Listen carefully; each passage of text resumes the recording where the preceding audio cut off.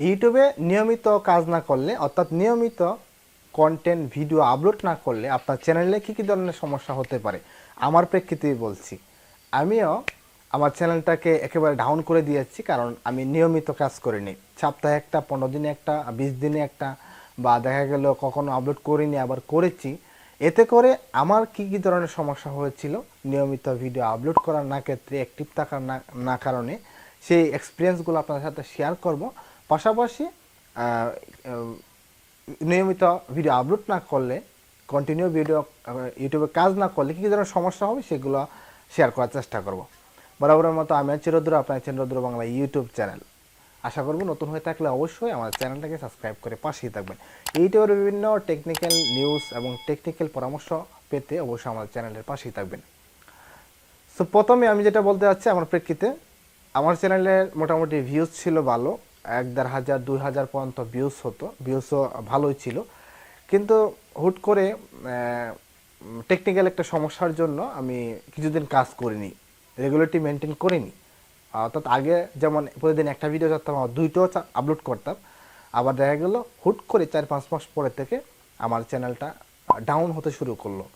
So কেন down হলো সেটা আমি নিজেই প্রমাণিত, কারণ আমি আমার চ্যানেলটাকে নিয়মিত কাজ করিনি, নিয়মিত ভিডিও আপলোড করিনি।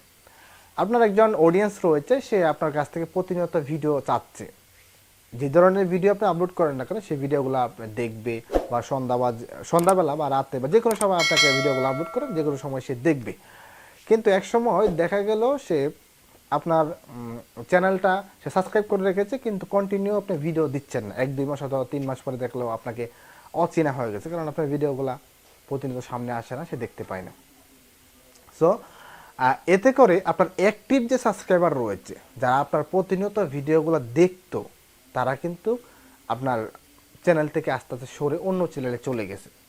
দেন কি হলো, আপনার অ্যাক্টিভ সাবস্ক্রাইবারগুলো হারিয়ে গেল।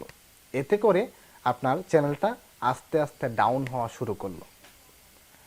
দ্বিতীয় যে বিষয়টা হলো, আপনার অ্যাক্টিভ সাবস্ক্রাইবার যদি চ্যানেল থেকে চলে যায়, যেমন আমার একটা ভিডিও আপলোড করলে 100-150-200 ভিউস হয়, এর কারণ হলো আমার যে অ্যাক্টিভ যে সাবস্ক্রাইবাররা ছিল সেটা কিন্তু আস্তে আস্তে সরে গেছে, কারণ আমি কন্টিনিউ কাজ করিনি। আপনি কন্টিনিউ কাজ করলে আপনার অ্যাক্টিভ সাবস্ক্রাইবার থাকবে, অ্যাক্টিভ সাবস্ক্রাইবার আরও আপনার প্রতিনিয়ত অ্যাড হবে, যোগ হতে থাকবে।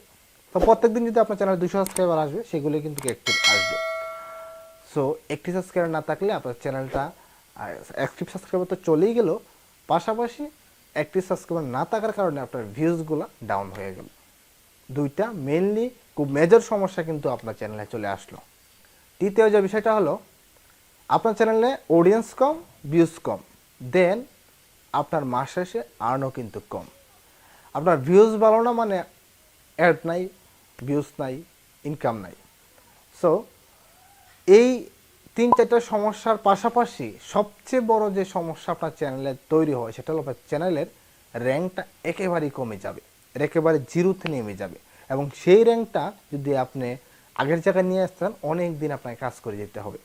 আমার প্রেক্ষাপটে বলতে পারেন, আমার এই চ্যানেলটাতে ভিউজ ভালো ছিল, কিন্তু আমি একটু আগেই বলেছি যে টেকনিক্যাল কিছু সমস্যার কারণে আমি এই চ্যানেলটাতে কাজ করতে পারিনি। দেন আমার ভিউজ কিন্তু একেবারে ডাউন হয়ে গেছে, 100-150 চলে আসছে।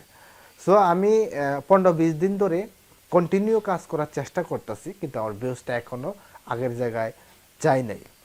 তার মানে আমি আমার থেকেই প্রমাণিত, যদি আপনি একটা চ্যানেলে কন্টিনিউ কাজ না করেন, তাহলে আপনার views, subscriber, income, channel grow সকল কিছু একেবারে ফল করে যাবে। সেটা আগের জায়গায় নিয়ে যেতে হলে, আগের জায়গায় নিয়ে যেতে চান, তাহলে অবশ্যই আপনাকে দীর্ঘদিন পরিশ্রম করতে হবে এবং অ্যাক্টিভ সাবস্ক্রাইবারগুলো আপনার চ্যানেলে নিয়ে আসতে হবে।